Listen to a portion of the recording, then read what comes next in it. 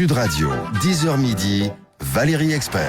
Avec vous sur Sud Radio jusqu'à midi, c'est le 10h midi et à 11h, vous le savez, comme tous les jours, nous commentons l'actualité avec aujourd'hui Dominique de Montvalon. Bonjour Dominique, bonjour, journaliste bonjour politique. Frédéric Dabi, directeur général adjoint de l'IFOP. Bonjour Valérie, bonjour à tous. Jacques Miard, maire LR de Maison Lafitte. C'est exact. Voilà. François Coq, membre de la France Insoumise. Et vous avez publié l'impératif démocratique. Bonjour à vous et ravi de vous accueillir ce matin sur Sud Radio. Alors on va passer à vos coups de gueule et vos coups de cœur dans un instant. On va évidemment parler de la sortie du livre de Nicolas Sarkozy. C'est aujourd'hui. Alors que veut Nicolas Sarkozy? Est-ce que c'est une amorce de comeback? On ne publie pas un livre comme ça de souvenirs sans raison. Enfin peut-être que vous avez votre idée, Jacques Miard. La circulation différenciée qui n'est pas respectée. Alors les Français sont-ils indisciplinés? Est-ce que l'exemple doit venir d'en haut? On va en reparler. Alexandre Benalla, une provocation de plus. De qui se moque-t-il? Il a perdu son portable. Il ne veut pas le rendre au juge puisqu'il dit qu'il l'a perdu. Il dit également qu'il a une clé USB sur laquelle il a le contenu du portable, mais qu'il n'a pas du tout envie de le donner au juge maintenant, ce qui paraît quand même assez incroyable. Bref, beaucoup de sujets, de débats avec vous. Et on va commencer avec vos coups de cœur et vos coups de gueule. Commençons peut-être par Jacques Miard. Vous avez l'air en forme. Un coup de cœur à la canicule. Ça va peut-être vous surprendre. Et je vais vous dire pourquoi. Parce que je trouve que quand Dame Nature se rappelle aux souvenirs des humains, eh bien, je dirais, ça les remet un peu en place. Et ça vaut pour tout le monde. Moi le premier. Et donc, ça doit nous forcer à comprendre ce qui se passe et à s'adapter. Donc, je trouve que quelque part, même si c'est pas très agréable de vivre en canicule, quelque part, il y a un point positif, c'est le rappel à l'ordre. Et donc, ça me paraît quelque chose où, de manière continue, dans le passé, les hommes savaient qu'il fallait pas, je dirais, aller contre la nature. Dame Nature est là, et elle se rappelle à notre bon souvenir. Mais ça veut dire quoi? Qu'on n'a pas écouté Dame Nature? En réalité, moi où j'ai de fortes interrogations, qu'il faille ne pas jeter des plastiques à la mer, des choses comme ça, on est tous d'accord. Et là, il va falloir véritablement prendre des mesures draconiennes.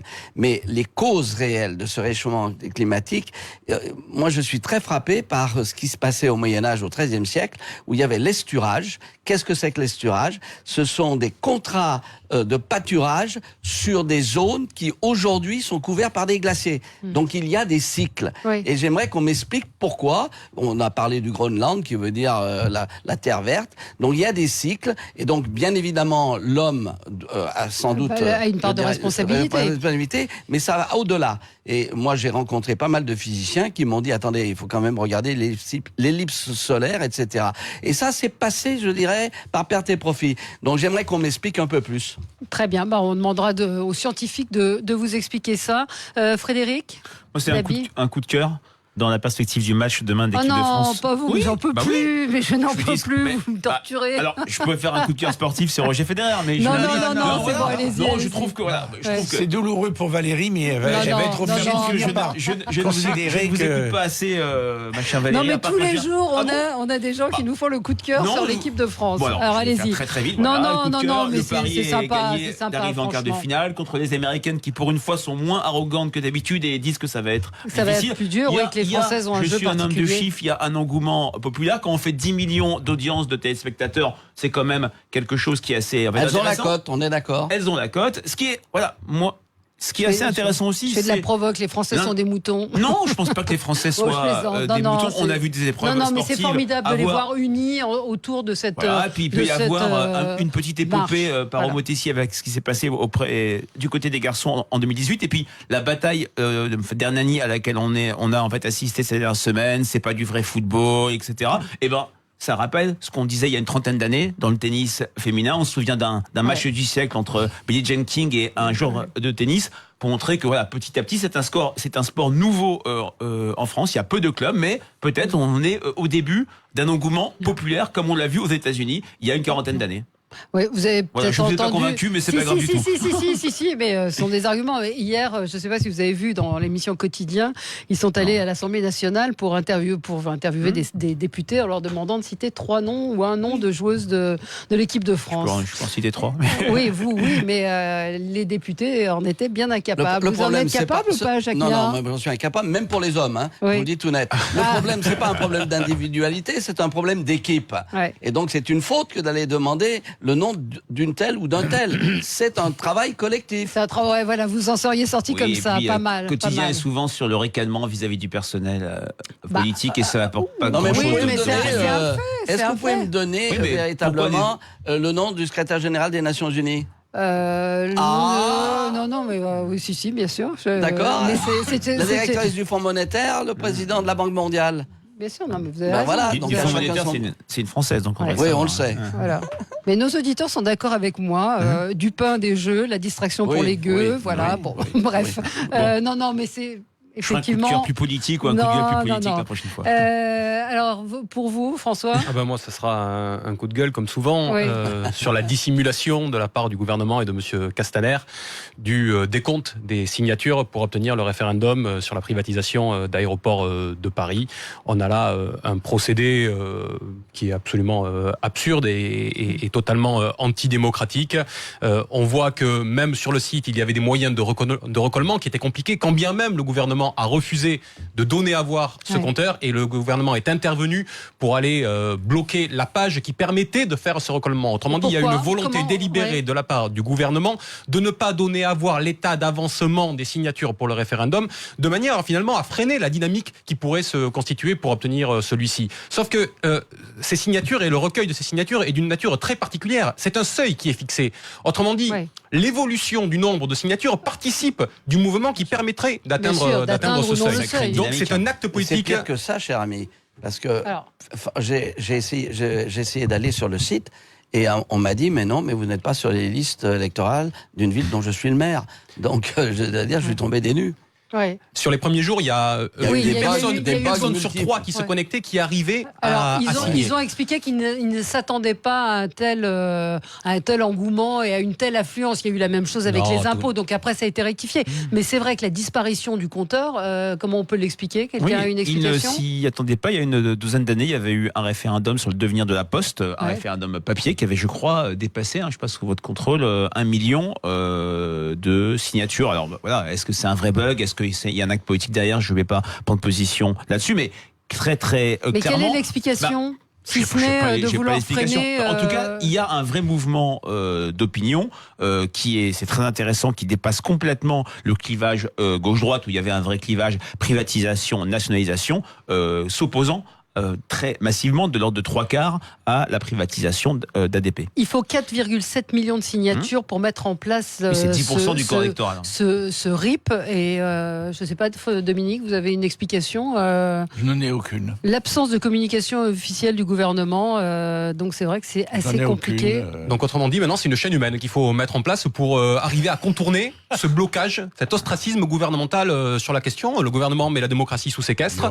Aujourd'hui, nous en sommes à 400 000 signataires. Ça veut dire que chaque signataire actuel, s'il fait signer 12 personnes autour de lui, nous atteindrons les 4 770 000 signatures nécessaires pour obtenir un référendum. Et plus il y aura de gens qui signeront, plus l'implication populaire et plus la dynamique participera du fait que ce nombre de gens qu'on devra convaincre autour de nous diminuera. Donc moi, j'invite à ce que cette chaîne citoyenne aujourd'hui vienne briser la chaîne de l'esclavage démocratique qu'essaie d'entretenir le gouvernement. C'est un vocabulaire, l'esclavage démocratique. C'est bien trouvé, la formule est heureuse. Esclavage démocratique. Impossible de le signer, nous dit Céline. Donc c'est vrai que visiblement, il y a encore des problèmes. Il y a plus que des problèmes. Il y a véritablement, je dirais, un dysfonctionnement, voulu ou non, mais il y a de dysfonctionnement. Dominique, votre coup de gueule. Mon coup de gueule est dirigé contre je crois que c'est le secrétaire d'État au numérique, Cédric O, qui a eu l'idée sympathiquement inappropriée de proposer la création d'un ordre des journalistes. Oui, c'est ça. Alors, Conseil de l'ordre des journalistes. Il y a beaucoup à dire sur les journalistes, et s'il faut le dire au passage, je le redis, je ne pratique pas je ne pratique pas le corporatisme journalistique en disant pas touche, on n'a pas le droit de, etc. Il y a beaucoup de questions qui se posent, je ne vais pas les énumérer là, mais et en témoigne simplement le fait que les journalistes sont très rudement notés par l'ensemble des Français. Dans les professions, c'est l'une des en bas de la chaîne, si je puis dire. Ouais. Mais c'est dérisoire. Non seulement une idée comme celle-là est discutable, mais venant d'un ministre ou d'un secrétaire d'État, elle est perdue d'avance. Enfin, je veux dire, elle n'a absolument aucun sens. Voilà. Oui. Je ne sais pas comment exprimer. On a un petit peu de mal à comprendre. Non, il n'y a rien à comprendre. C'est une idée qui a traversé la tête de ce secrétaire d'État. Elle est inappropriée. Il ferait mieux de l'oublier très vite. Oui. À mon avis. Les ordres ont la vie dure. Vous vous souvenez que certains ordres ont été créés dans des temps qu'on ne veut pas reconnaître. Et bien évidemment, après, ils ont perduré. Donc il y a parfois l'utilité des ordres. Bien sûr, j'ai mis en cause l'ensemble des ordres. Cela étant effectivement l'initiative. C'est encore un machin en plus. Mais d'une part, et puis l'initiative où je suis d'accord avec Monsieur de Montvalon, c'est que l'initiative venant dans l'état actuel des choses d'un secrétaire d'État du gouvernement. On dit qu'est-ce qu'ils cachent derrière. C'est la discipline organisée, c'est ça? Parce que André Berkoff a rappelé hier que c'était une mesure que Emmanuel Macron, pendant la campagne, jugeait fasciste, qui rappelait les années 30. Oui, mais enfin, vous savez, il a fait tellement de tête à queue que je ne sais plus où il est. Mais c'est vrai que c'est assez étonnant, non? Vous avez un avis, François? Non, j'ai bien noté effectivement le fait que le secrétaire d'État est en contradiction a priori totale avec le président de la République. On se demande pourquoi cette idée est ressortie du chapeau aujourd'hui. Ceci étant, sur le fond, la question quand même de la manière dont les journalistes fonctionnent collectivement doit être posée. Il y a des vraies questions. Oui, non, mais il y a des questions. Et il ne faudrait pas évacuer la question telle qu'elle est aujourd'hui. Qui concerne tout le monde sans exception. Voilà. Ouais. Donc il a dit exactement qu'il voulait un conseil de l'ordre des journalistes, faute de quoi l'État s'en chargera. Je trouve que la phrase est assez maladroite. C'est quand même terrible. Il assume ses toutes nouvelles fonctions de secrétaire d'État et ce sera déjà très bien. Je rappelle, donc il y a quelques jours, quelqu'un lui a posé, une journaliste lui a posé la question sur les zones blanches. C'est les zones blanches, c'est ça, où quand on ne reçoit pas Internet. Ça c'est important. Oui, sauf qu'il a répondu à côté en disant le problème c'est pas les zones blanches, c'est les gens qui savent pas se servir d'Internet. Faudrait mettre en place des formations. Bon, là, donc il est visiblement tout nouveau dans ses fonctions. Voilà, moi je voulais. Ce serait presque des illettrés, ces gens-là, des gens qui ne sont rien. C'est un petit peu cela, voilà. Coup de cœur pour Zora Bitton. Je ne sais pas si vous connaissez cette femme qui est très engagée, qui n'a pas la langue dans sa poche, qui se bat, qui est elle d'origine, qui est musulmane, qui est mariée avec un juif, qui est athée, qui se bat pour la laïcité. Mais depuis hier, elle est victime d'intimidation, des coups de fil incessants qui viennent de Russie, du Maroc, de Tunisie, des Comores, des appels toutes les minutes. Donc, elle a publié hier sur Twitter, victime d'intimidation au moyen d'appels téléphoniques incessants, probablement suite à mes positions sur l'islamisme, plainte déposée avec tous les numéros fournis, défendre des convictions est dangereux, ce qui confirme que nous avons raison de ne pas nous taire. Voilà, mais quand on ne se tait pas, on est victime de cela. Donc, je soutiens Zora Bitton, je voulais le dire à ce micro, parce qu'on peut, c'est assez insupportable. Donc plainte, et je pense que ça suivra son cours. Enfin, il faut espérer que. Il faut aider et soutenir, mais alors vraiment bec et ongle, tous les défenseurs de la laïcité, surtout quand ils ont des origines comme cette personne. Même quand ils n'en ont pas. Même quand ils n'en ont pas. C'est d'autant plus malheureux. Oui, je vous comprends. Votre intention n'était pas malicieuse, mais c'est un peu ambigu quand même. Quand je vous entends dire la ça. Laïcité. Défendons la laïcité. Oui. Bon. Mais le problème, il y a aussi des personnes qui sont particulièrement menacées, qui marchent avec 3-4 gardes du corps. Je pense à Zineb El Razoui, par exemple. Mais on peut dire que la laïcité est un combat républicain. Elle est plus que mise en cause. On est d'accord. Absolument. Elle est plus que mise en cause. Elle est combattue. 2 tiers des Français ont le sentiment que la laïcité est menacée aujourd'hui en France. Bien sûr, absolument. Ils ont récrétifop pour Fondation Jaurès. Bravo. Voilà, j'ai casé. Vous l'avez casé. Allez, on se retrouve dans un instant, la sortie du livre de Nicolas Sarkozy. Qu'en pensez-vous? Que cherche-t-il? Pourquoi ce livre? Irez-vous l'acheter? En tout cas, il est en tête des ventes sur Amazon ce matin. Je suis allée regarder. Visiblement, c'est un livre qui va se vendre comme tous les livres des anciens présidents d'ailleurs. A tout de suite sur Sud Radio, 0826 300 300. A tout de suite. Sud Radio, Valérie Expert, débat. Dans le cadre de son développement, Eden Auto, un des leaders de la distribution automobile française, propose de nombreux postes CDI ou en alternance sur l'Occitanie et la Nouvelle-Aquitaine. Mécaniciens, carrossiers, peintres, magasiniers, commerciaux. Postulez sur edenauto.com, rubrique offre d'emploi. Kiabi, le bonheur vous va si bien. Et le bonheur, c'est de profiter de soldes qui sont vraiment des soldes. Profitez des soldes chez Kiabi. Jusqu'à moins 70% sur des milliers d'articles pour toute la famille. Jusqu'à moins 70%. C'est quand même vraiment bien, non? Les soldes par Kiabi, du 26 juin au 6 août. Kiabi, le bonheur vous va si bien. Sur article signalé, date selon décret, conditions, magasin et kiabi.com. Sud Radio. Dans les Hautes-Pyrénées, À Lourdes. sur 102.2.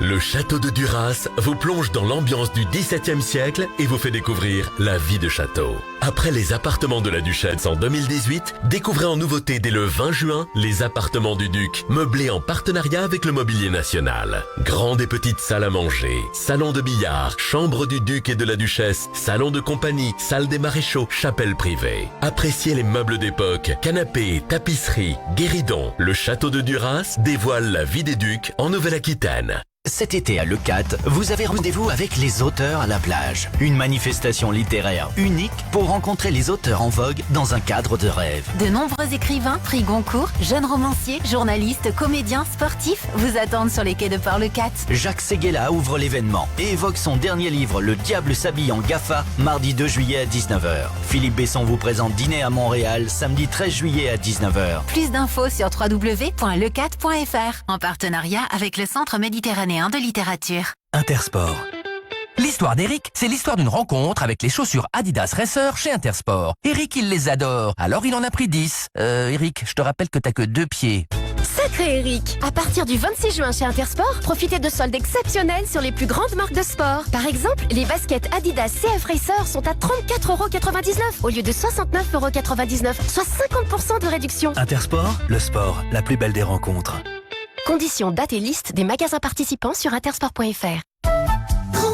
Poivron grillé cherche olives aux saveurs provençales pour un apéro ensoleillé. Justement chez Grand Frais, des 500 grammes achetés, les olives à la provençale sont à 4,90€ le kilo seulement.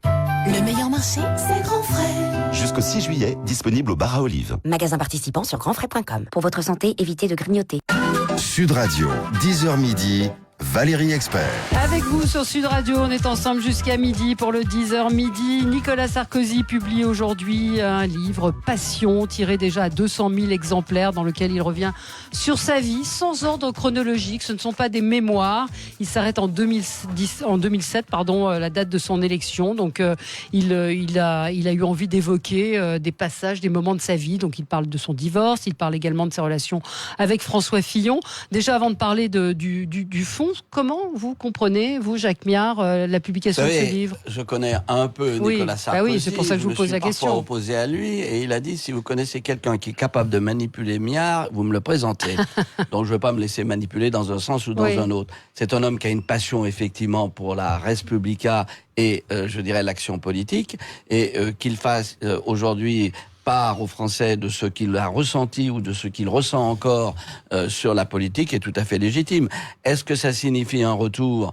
J'en doute quand même, parce qu'il a suffisamment clamé. Moi, je lui avais dit d'ailleurs, lorsqu'il avait repris l'appareil, je lui ai dit, mais qu'est-ce que tu vas t'emmerder avec un appareil ? Est-ce que tu n'es pas en train de te piéger toi-même ?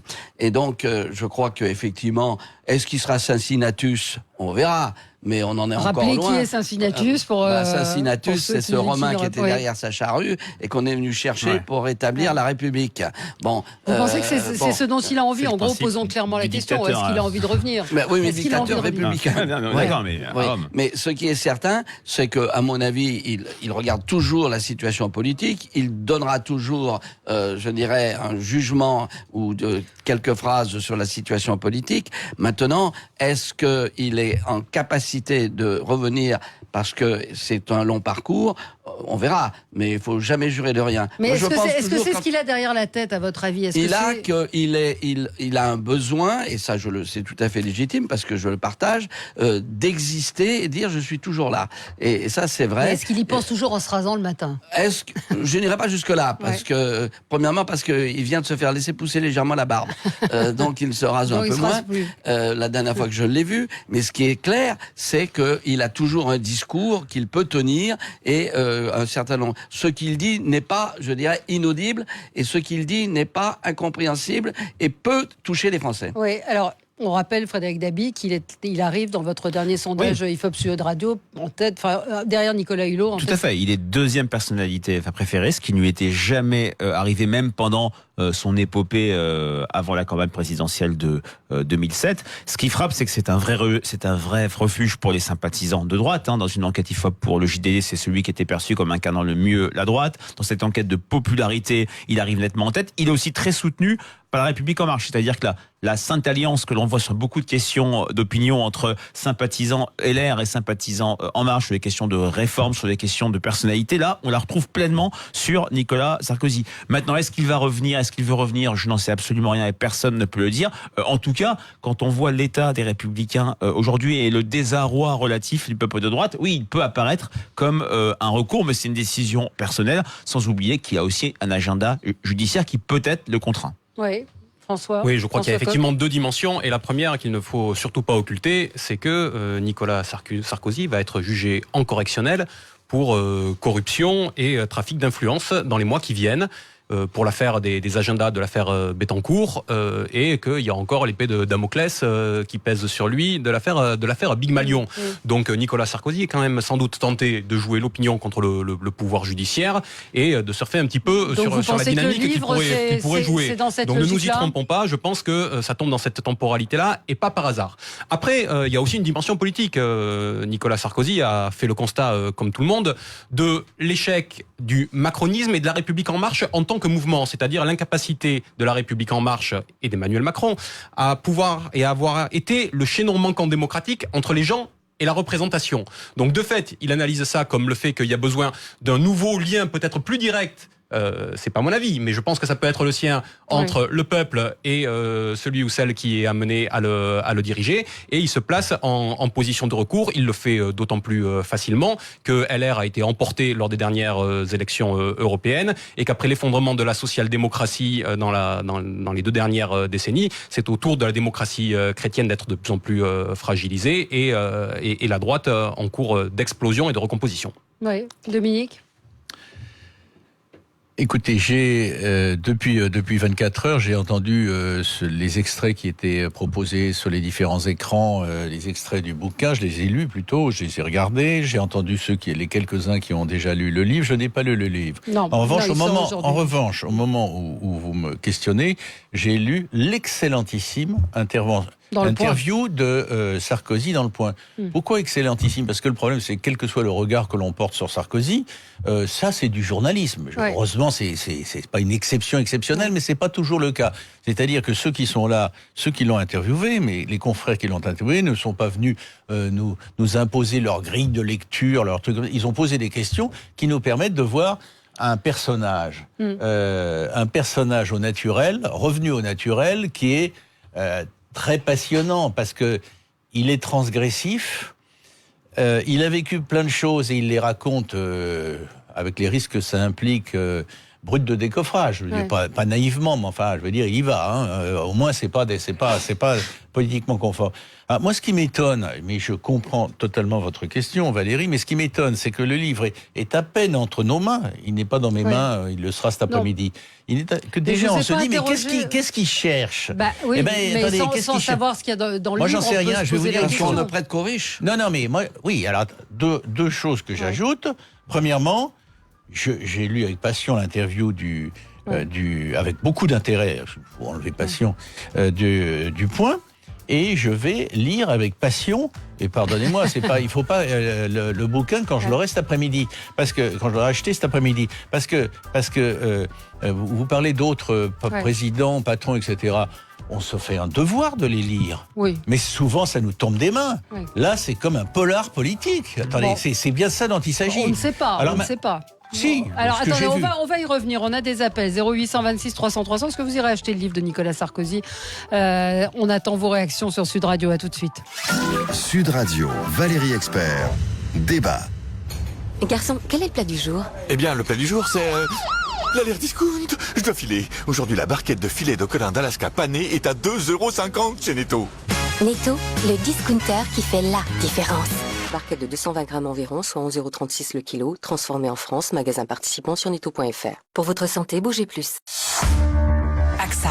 Allô Florence, c'est votre porte-monnaie. Pardon? Votre porte-monnaie. Dites, on n'est pas aux pièces, mais je voulais vous parler d'une offre qui vaut vraiment son pesant d'or. Alors je compte sur vous, Dans la vie, un porte-monnaie vous dit rarement comment faire des économies. Mieux vaut compter sur AXA. En ce moment, en souscrivant plusieurs contrats, vous avez jusqu'à 4 mois remboursés sur votre contrat le plus cher. Le calcul est vite fait. Offre soumise à condition sur une sélection de contrats, voire conditions en agence et sur axa.fr/offre 234. AXA. Sud Radio. En Haute-Loire, Au Puy-en-Velay. sur 91 FM. Brigitte, mais t'as fondu! Et oui, j'ai fait le programme Comme J'aime, j'ai perdu 12 kilos en 3 mois. Bravo! Et dis-moi... Attends, c'est mon coach minceur Comme J'aime qui m'appelle, on va faire un point sur mon programme. Ah, et en plus t'es suivi? C'est génial ça! Comme J'aime, c'est un programme minceur complet. Tous vos plats sont livrés chez vous et un coach minceur vous suit par téléphone. Et en plus, vous pouvez tester la première semaine gratuitement. Appelez le 0800 226 226. 0800 226 226. Ou rendez-vous sur commej'aime.fr. commej'aime.fr. Conditions détaillées de paiement et de remboursement de l'offre par téléphone. Service et appel gratuit. Intermarché vous propose d'écouter le deuxième à moins 60%.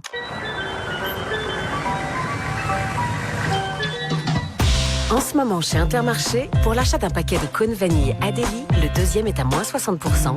C'est ça, un prix producteur et commerçant, et c'est seulement jusqu'à dimanche dans votre Intermarché. Intermarché, tous unis contre la vie chère depuis 50 ans. Jusqu'au 30 juin, paquet de 6 cônes, modalité magasin participant sur intermarché.com. Pour votre santé, bougez plus. Ne bougez pas. Retour du 10h midi avec Valérie Expert dans quelques instants sur Sud Radio. L'instant Darty. Et la vaisselle, elle va se faire toute seule? J'y compte bien. C'est les soldes chez Darty. Le lave-vaisselle encastrable Bosch 44 décibels classe A+, livré et installé gratuitement, est à 499 € au lieu de 649, soit 150 € d'économie. Référence SMV 46KX05E. Date des soldes selon décret dans la limite des stocks disponibles. Chez But, des réductions jusqu'à moins 70% pour les soldes. Et si ça, c'est pas des bonnes affaires, ça? En ce moment, pour les soldes But, jusqu'à moins 70% sur des centaines de produits. But, des prix et des idées tous les jours. Voir produits concernés, taux de réduction en magasin et sur but.fr. Attention, canicule. Des risques existent pour votre santé. Le coup de chaleur et la déshydratation. Tout au long de la journée, adoptez les bons gestes. Buvez régulièrement de l'eau et mangez en quantité suffisante. Mouillez votre corps tout en assurant une légère ventilation et passez du temps dans un endroit frais. Pensez à prendre régulièrement des nouvelles de vos proches. Si vous voyez une personne victime d'un malaise, appelez immédiatement le 15. Ceci est un message du ministère chargé de la Santé et de Santé publique France. Sud Radio, 10h midi, Valérie Expert. Avec vous sur Sud Radio, on est ensemble jusqu'à midi pour commenter l'actualité. Nous parlons de la sortie du livre de Nicolas Sarkozy, Passion, qui paraît aujourd'hui déjà en tête des ventes sur Amazon. Olivier est en ligne avec nous. Bonjour Olivier. Oui, bonjour, comment allez-vous? Mais très bien, et vous-même? Il fait pas trop chaud à Bordeaux? Ah, il fait très chaud à Bordeaux, si, assurément. Oui, on est tous victimes de la canicule. Voilà. Bon. Pour les climato-sceptiques, il est temps de se poser des questions. Bon, et alors, donc vous allez vous enfermer et lire le livre de Nicolas Sarkozy? Sûrement pas. Sûrement pas. Enfin, moi, je suis toujours sidéré qu'on puisse encore se poser la question du retour de Nicolas Sarkozy entre Pygmalion, Kadhafi, Bettencourt. C'était plutôt c'est plutôt vers la prison qu'il devrait aller, ce monsieur. Enfin, c'est pas très sérieux quand même. Alors, jusqu'à maintenant, je précise qu'il est présumé innocent, qu'il n'a été condamné pour rien. Enfin, voilà, il faut. Il a été condamné pour rien. Oui, présumé innocent, bien sûr. Moi, ce que je vois en tout cas, c'est qu'on enferme des gilets jaunes très rapidement, qu'il y a des clochards qui vont pour des vols de pâtes en prison à la vitesse grand V. Et quand il s'agit des politiques, ça se passe toujours autrement. Donc, on va attendre en effet la fin des. Mais avec les trois gros dossiers qu'il a derrière, là, moi, je comprends même pas qu'on puisse envisager un retour en politique. Enfin, à un moment donné, je veux bien qu'il soit l'ange immaculé qui s'est fait accuser pour rien du tout. Mais je crois qu'il faut peut-être arrêter de prendre les Français pour, excusez-moi le terme, pour des cons. Et puis un truc, c'est comme les sondages IFOP, quoi. Vous voyez, si c'est comme les sondages IFOP, il faut arrêter, quoi. Avec la cote de Macron qui remonte, Sarkozy le personnage préféré, il faut arrêter de nous prendre pour des cons. Honnêtement, hein, ça en devient très désagréable, quoi. Alors peut-être, d'accord. Alors Frédéric Dabi est obligé de vous répondre. Bonjour, c'est directeur général adjoint de l'IFOP. Votre point de vue, que monte les sondages IFOP depuis maintenant plus d'un an, c'est que la cote du président de la République qui est une cote minoritaire auprès de l'ensemble des Français, quelle que soit la catégorie sociale. Elle est plutôt, en termes de stabilité, elle est à 30% de satisfait. Il y a eu il y a quelques semaines un vote qui était les élections européennes. Bien sûr, ne comparons pas sondage de popularité et vote, mais le vote, c'est la vérité des prix. On ne peut pas dire que la République En Marche ait réussi un score particulièrement mauvais. Voilà, mais vous avez le droit de ne pas aimer Nicolas Sarkozy, de tout ce que vous dites est complètement libre, mais pour autant, les sondages sont faits de manière extrêmement sérieuse. Et le fait majeur de ces sondages, c'est que le président de la République est une personnalité impopulaire auprès de l'ensemble des Français. Alors, on a un autre appel, on a Muriel avec nous. Oui, on a Muriel en ligne. Bonjour Muriel. Bonjour Valérie, bonjour tout le monde. Alors écoutez, moi je suis très fan de M. Sarkozy. Par contre, il ne reviendra jamais en politique parce qu'il a quand même subi 2 échecs. Et pour un président de la République, revenir après des échecs, c'est jamais très bon. Mais par contre, je pense qu'il est toujours, il aime son pays, il aime avoir été au pouvoir, comme beaucoup de présidents. Par contre, je vais acheter son livre parce que j'estime qu'on a, comme ceux qui ont acheté pour François Hollande, il en a vendu pas mal. C'est toujours très intéressant de savoir ce qu'ils en ont pensé, comment ils ce qu'ils ont pensé aussi des autres. Maintenant, je respecte les gens, les sondages, ils sont ce qu'ils sont, mais auprès des... Vous avez vu que c'est énorme ce que les gens pensent. Par contre, il ne reviendra pas, il l'a dit. Alors, refaire des émissions pour dire « je ne reviendrai pas », c'est tout. Voilà. Non, mais c'est après...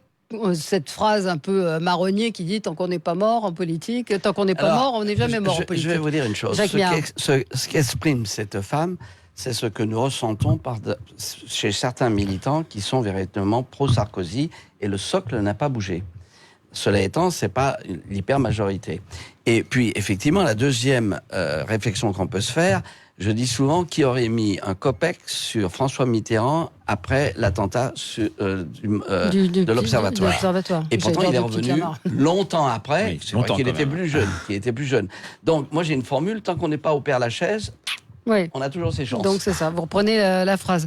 Il y a Gourdance, un auditeur qui nous dit agenda judiciaire, euphémisme journalistique signifiant emmerde avec la justice. Oui, mais c'est vrai qu'il n'a jamais été condamné non plus. Non, il n'a jamais été condamné. Alors, ce qui est vrai quand même, c'est que les temps ont quand même changé. Il y a une période de dégagisme. Les candidats ou les personnalités qui se reprenaient à 2 fois ou à 3 fois avant de gagner l'élection présidentielle, c'est quand même largement fini. Il faut quand même tempérer le jugement qu'on a entendu tout à l'heure à l'antenne en disant les politiques passent à travers. C'est faux. Il y a quand même récemment un certain nombre de politiques qui ont été condamnés à des prisons fermes. Bien sûr. Oui.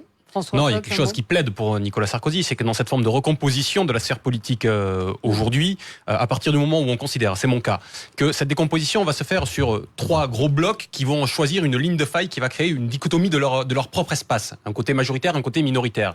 On voit bien que le Rassemblement national va le faire sur la question de la ligne identitaire. On voit que le président Macron essaie de le faire sur la question de ce que moi j'appelle la ligne de l'individualisme, que certains appellent sur une ligne néolibérale. Et de l'autre côté, ce qui pour l'instant peine à émerger, que moi j'appelle de mes voeux, qui est une reconfiguration qui propose une ligne de faille stratégique pour la société, qui est sur la question de la liberté populaire, la question démocratique, la question de la souveraineté, de la capacité à décider collectivement.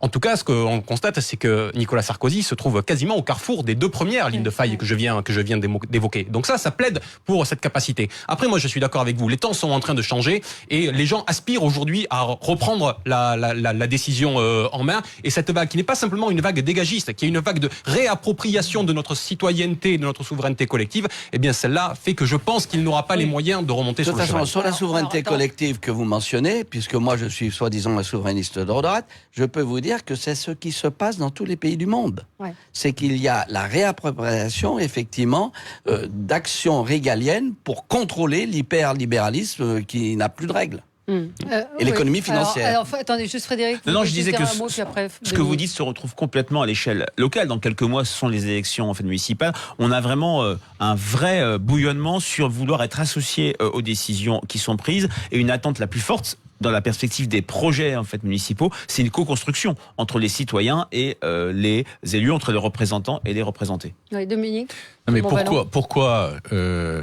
pourquoi le livre de Sarkozy va être acheté, j'ai aucun intérêt là-dedans, mais va être acheté et beaucoup lu, parce qu'il est perçu à ce jour, peut-être que ça changera dans X temps, ou à mon avis ça changera pas, mais enfin, parce qu'il est perçu comme hors du champ électoral et partisan, parce que deuxièmement, la droite républicaine, appelons-la comme ça, dans sa complexité, quand elle réunissait les deux sensibilités qui faisaient la force de l'UMP, a implosé sous l'autorité subtile de Laurent Wauquiez et de quelques-uns de ses acolytes, et parce que on est aussi dans une comme ça a été dit avant moi, j'apporte dans une phase de restructuration complète dont on ne sait pas quelles étapes ça va prendre, quelle forme ça, et encore moins sur quoi ça va déboucher.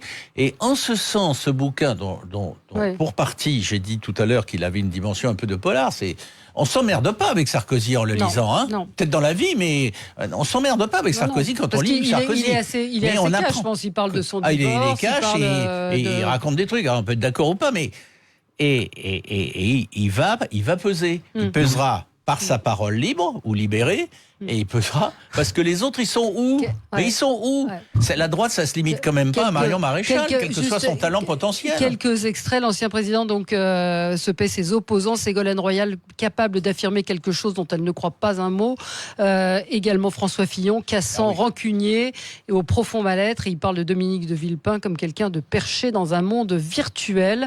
Donc il parle aussi de ses relations ambivalentes et paradoxales avec l'ancien président Jacques Chirac, une amitié quasi filiale et paternelle qui tourne parfois à une forme de haine. Donc je pense qu'il dit, il est assez sincère dans tout ce qu'il dit. Mais n'oubliez pas que le succès de librairie de François Hollande il y a quelques mois, que beaucoup voyaient comme le premier étage d'une fusée qui devait le remettre en situation, a fait pchit en seulement quelques semaines. Je suis tout à fait d'accord. Parce qu'on a eu tort de dire que ça allait. Non, mais l'analyse était erronée également. Même si en France le genre des mémoires par des anciens présidents ou le genre du livre par une personnalité politique est quelque chose d'ancré, on n'a jamais vu un succès de librairie se traduire politiquement.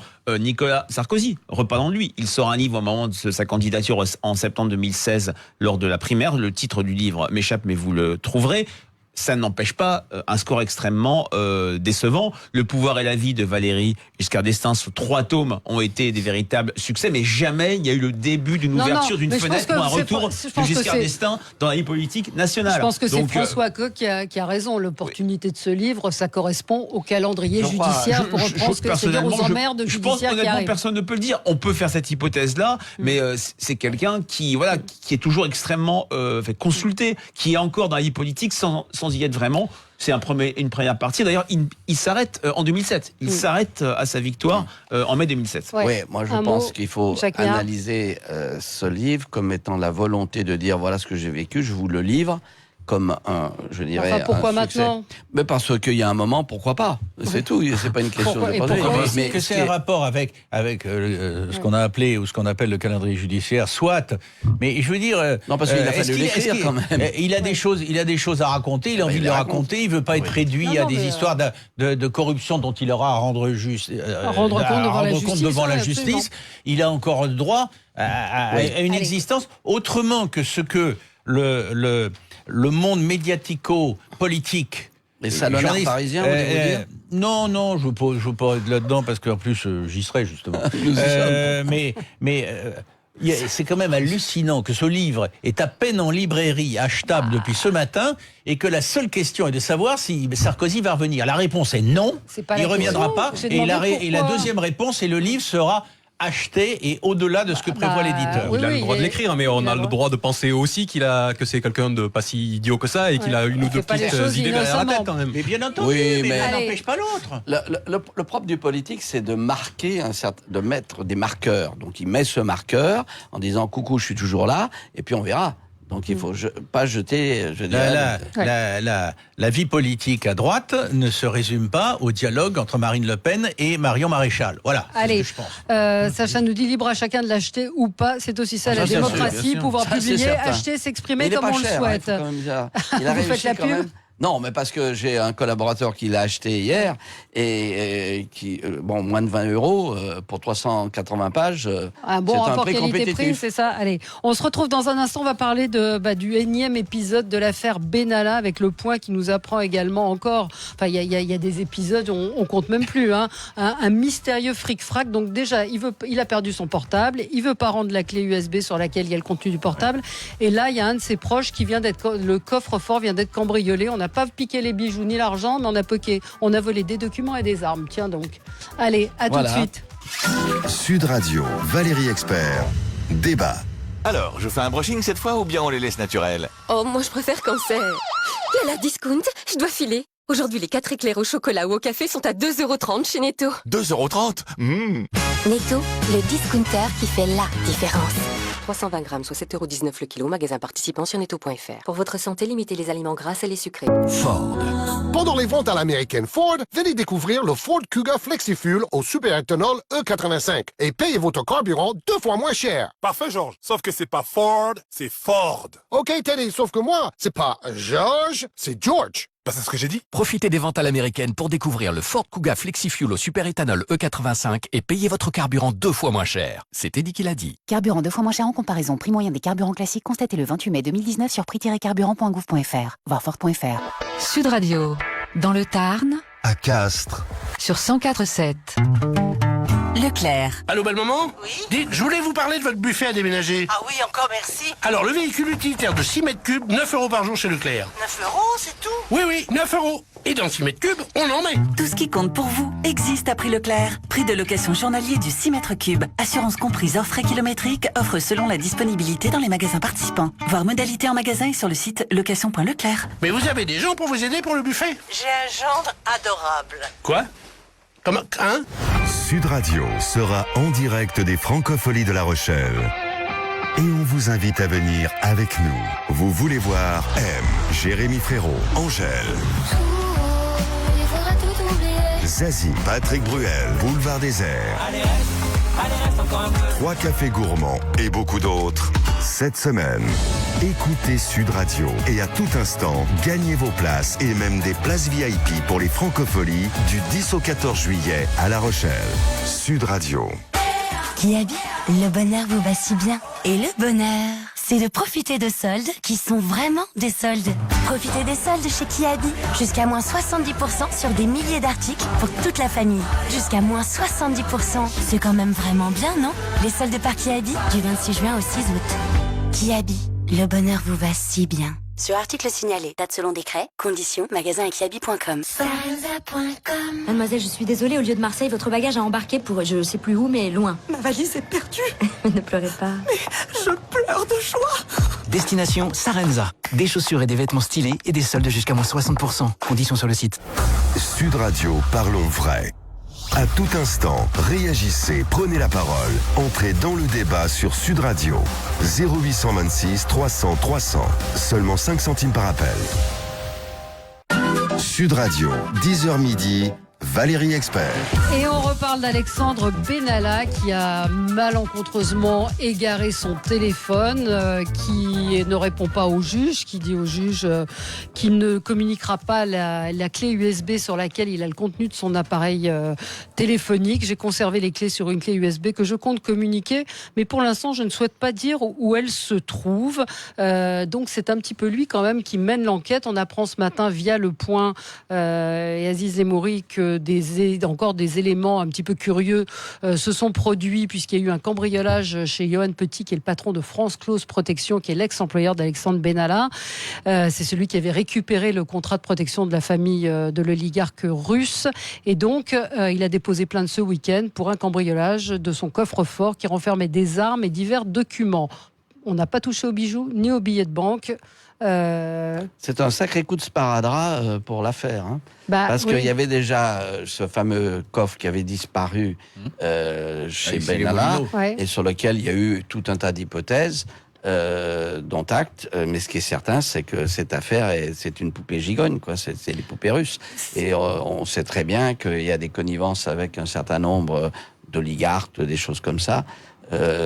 Et peut-être même au-delà. Donc, moi, ce qui me surprend quand on lit ces informations, c'est de voir que le tempo est donné. Voilà, Pat, elle nous dit Benalla fait la loi. C'est un peu ça, quand même. C'est vrai que. Est-ce que vous, justiciable ordinaire, diriez à un juge, en gros, je fais ce que je veux, je vous donnerai ça quand j'aurai envie. Le problème, c'est que on a, je veux dire, les mesures de contrainte qu'il peut avoir.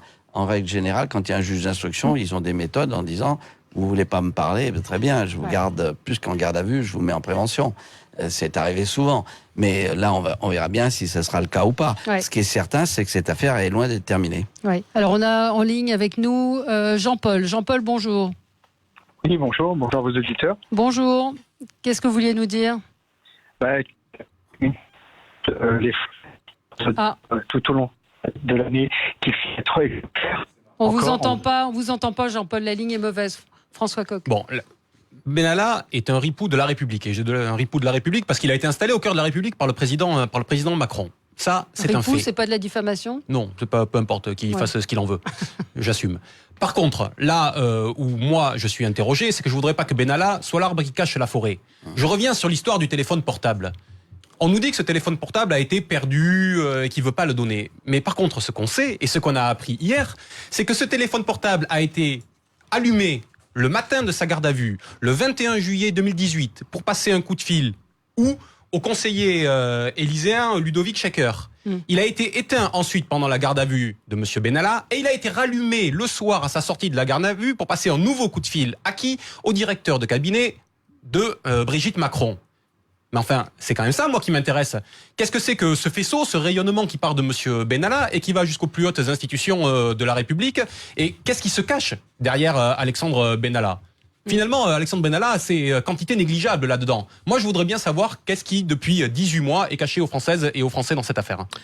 Dominique ? Il est clair, à votre façon, vous l'avez exprimé, que Benalla a été imprudemment et gravement installé au cœur de l'Élysée pendant de très longs mois. Et comme l'a dit Jacques Miard, j'adhère là. Je pense que c'est une affaire gigogne qui n'a pas fini de nous réserver de tristes surprises au regard de l'éthique républicaine. Est-ce qu'on arrivera au bout jusqu'à la dernière poupée gigogne ? C'est la question. C'est vrai que le feuilletonnage n'est pas bon pour l'exécutif parce que ça donne une impression d'une affaire qui n'arrive pas à être soldée.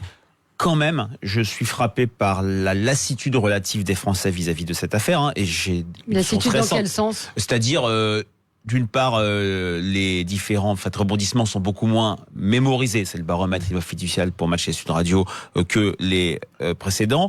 D'autre part, quand la semaine dernière, dans le baromètre IFOP JDD, j'ai en gros 2000 verbatim de Français satisfaits ou mécontents d'Emmanuel Macron, Benalla sort quand même très peu. Ça ne veut pas dire ça n'a pas eu un effet. Ça a vraiment été un coup de semonce. Ça a contribué à banaliser l'image d'Emmanuel Macron et de mettre entre parenthèses sa logique de distinction par rapport à ses prédécesseurs. Mais le cœur des critiques vis-à-vis de l'action du président, c'est justement l'absence de résultats sur le pouvoir d'achat et une politique perçue comme antisociale. Benalla vient bien derrière. Mais ça ne veut pas dire qu'il n'y a pas un risque de ressurgissement. Parce que le moulin médiatique fonctionne de cette manière. Une affaire chasse l'autre.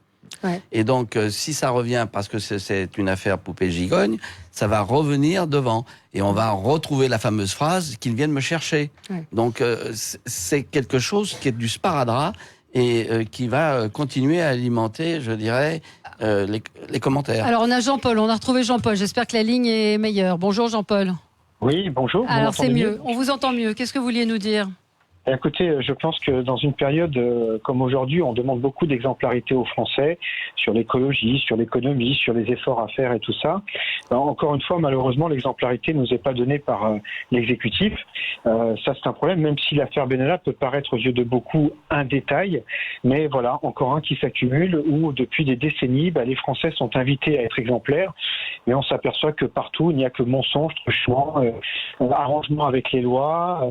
Vous imaginez, vous auriez fait ça, vous, qu'est-ce qui se passerait là dans la demi-heure qui suit? Vous seriez peut-être en prison ou en garde à vue? Non, je sais pas. Oui, non, mais c'est vrai que ça pose un certain nombre de questions. Il l'a été brièvement. Il l'a été. Il est mis en examen. Mais l'affaire Benalla est une rupture dans le quinquennat d'Emmanuel Macron, au sens où le président a été élu sur cette promesse de renouvellement et de rénovation de la vie politique. Et si on se souvient de Montesquieu qui disait que la corruption de chaque gouvernement commence par celle des principes, eh bien là, on est en plein dedans et ça a été un révélateur pour beaucoup de Françaises et de Français. Voilà, je voudrais qu'on parle de la circulation différenciée qui n'a pas été respectée par les Français. Alors, déjà, on l'a évoqué hier en disant que c'était une... Encore fallait-il qu'ils soient informés. Il y a eu quand même pas mal d'informations. Mais on en a parlé, on l'a évoqué comme étant quelque chose de discriminant. Oui, dans les grandes villes, comme quelque chose de discriminant, puisque selon que vous êtes riche et que vous avez une voiture neuve, vous pouvez rouler. Et si vous êtes pauvre, donc des auditeurs nous disent, moi, j'ai pas les moyens et j'ai pas eu le choix. C'est vrai qu'hier, François Ruffin est allé devant l'Assemblée nationale. On vous a passé le son tout à l'heure. Et il a vu les chauffeurs des ministres pas des députés qui n'ont pas de chauffeur, mais des ministres qui tournaient Merci de le préciser. Pendant plusieurs minutes pour des ministres ministère de l'écologie qui est de l'autre côté du boulevard. Est-ce que l'exemple ne doit pas venir d'en haut? Mais déjà, comment vous comprenez le fait que ça n'ait pas été respecté par les Français? Pas informé pour vous, Dominique? Moi, je pense que les gens beaucoup de Français n'ont pas été informés. Enfin, c'est pas la seule raison, mais ils n'ont pas été informés. Ou alors ils l'ont été sur le tard, au dernier moment. Et comment s'organiser? C'est vrai, je ne sais pas s'il faut dire les plus pauvres. En tout cas, beaucoup de Français qui ont avec leurs enfants, avec leurs obligations, etc. Comment fait-on quand au dernier moment ça arrive? Ça arrive au dernier moment. Est-ce qu'il y a par ailleurs, je ne sais pas ce que vous suggérez au-delà dans votre question, est-ce que vous voulez dire qu'il y a une rébellion contre l'État qui tente au dernier moment d'imposer ses critères? Non, je pense que peut-être que c'est une mesure à laquelle ne croient peut-être pas, je ne sais pas, ne croient pas les Français, je vous pose la question. Mais il y a parfois pour certains l'impossibilité de faire autrement. Voilà, parce que c'est là où les mesures totalement générales qui vous tombent dessus du jour au lendemain provoque des problèmes à chacun. Absolument. Mais il y a une contradiction qui est difficile à résoudre entre la nécessité d'évoluer sur cette question écologique et la justice sociale. Parce que vous évoquez le fait que les gens n'ont pas forcément les moyens les plus précaires de changer de véhicule. On nous dit il y a des aides. Mais enfin, moi, je les ai regardées, les aides. On vous donne 4 000 € pour acheter un nouveau véhicule qui coûte 30 000 €, les nouveaux véhicules qui vont être adaptés. Et puis, vous parliez de cette différence financière, mais il y a aussi la différence géographique. Moi qui habite dans l'Est parisien, dans une ville qui a été construite au départ comme une ville dortoir par la préfecture de Paris à l'époque, les gens vont travailler de l'autre côté de Paris, donc ils sont obligés de se déplacer. Et puis il y a le troisième aspect, c'est que on renvoie les gens à leur responsabilité individuelle sans que des grandes décisions soient prises. Depuis 2 ans, le bilan du gouvernement en question écologique, sur les dimensions écologiques, est quasi nul. Au moment où on demande aux gens de restreindre leur circulation, on voit que sur Aéroport de Paris, moi j'avais commencé par ça tout à l'heure, eh bien un lièvre vient d'être levé qui dit que la privatisation conduirait à augmenter le nombre de vols par an de Roissy-Charles de Gaulle de 72 millions à 120 millions de vols par an, avec toute la pollution que cela générerait. Donc les gens se disent, pourquoi ce serait à moi de payer pour les autres si l'État lui-même, la puissance publique, ne fait pas d'effort de changer structurellement les choses. Frédéric, Dabi? Oui, alors les Français, sur le principe, adhèrent à toutes ces mesures. Il y a vraiment une vraie préoccupation sur la pollution, notamment dans les grandes villes. Alors, vous faites part d'une certaine indiscipline. Ça n'empêche pas qu'on est quand même sur un vrai basculement dans la logique de préoccupation des Français sur les comportements. L'opposition, fin de mois, fin du monde, qui était au début du mouvement des Gilets jaunes, est toujours là dans les catégories les plus modestes, mais tente vraiment à être de plus en plus mise de côté. Et on est vraiment sur les 2 grands enjeux qui vont sans doute être au cœur de l'élection présidentielle ou des futurs scrutins. La question du pouvoir d'achat. C'est sur cette question que Macron sera réélu ou battu, et la question environnementale. Ouais. Il y a un paradoxe. On est tous pour le respect et la maîtrise, je dirais, du climat et éviter effectivement qu'on aille dans le mur. J'avais posé, au moment de l'accord de Paris, j'avais posé une question à Fabius qui avait présidé cette conférence, et en lui disant, mais attendez, moi je voudrais qu'on me rende un peu parce qu'il y a des phénomènes qu'on n'arrive pas à comprendre. Et il m'avait dit, il ne faut pas parler de réchauffement climatique, mais de dérèglement climatique. C'est-à-dire qu'entre l'hémisphère sud et l'hémisphère nord, il y a des différences. Et donc, c'est pas aussi simple qu'on veut bien le dire. Mais où vous avez raison, c'est qu'il va falloir s'adapter, ça c'est évident. Il y a quand même une réalité concrète, voiture ou pas.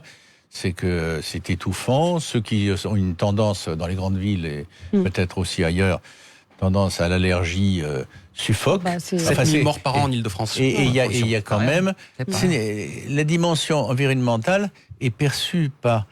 ça ne donne pas de solution. De plus en plus de Français comme une opération collective survie. D'accord, mais pour la pollution, il faut quand même dire aux Parisiens en particulier qu'on importe, je dirais, la lignite allemande. Absolument. Donc, il y a un moment, je dirais, il ne faut pas prendre aussi les Français pour des imbéciles. Je suis totalement d'accord avec vous. Petit, je sais pas, Michel Rivasi, vous voyez qui c'est? C'est une députée européenne, Europe Écologie Les Verts, qui veut taxer le kérosène utilisé dans les moteurs d'avion. Mais figurez-vous qu'elle est allée de Lyon à Bruxelles en avion. Donc, c'est pas elle qui est contre les vaccins. Elle est contre les vaccins. Donc, faites ce que je dis, faites pas ce que je fais. 1h20. Une physicienne qui s'est... Non mais franchement, on peut pas dire il faut taxer le kérosène. Je suis contre l'avion, prendre l'avion pour faire un Lyon-Bruxelles alors qu'on peut le faire en train. Bien sûr, ça c'est clair. Mais ce qui me frappe dans notre société, ce sont les phénomènes panurges. C'est que tout d'un coup, tout part d'un côté. Et puis c'est comme ça, c'est la vérité officielle. Et puis il y a un moment, paf, ça revient en l'air. Et donc ce phénomène panurge, alimenté aussi par les médias, merci. On est bien d'accord, mais grâce à vous on existe, nous les politiques. Et donc il y a quand même un phénomène sur lequel on doit s'interroger, c'est ce phénomène-là. Merci à vous, merci à tous les quatre. Dans un instant, André Berkoff, et il sera certainement en très grande forme. Bonne journée à l'écoute de Sud Radio. Sud Radio.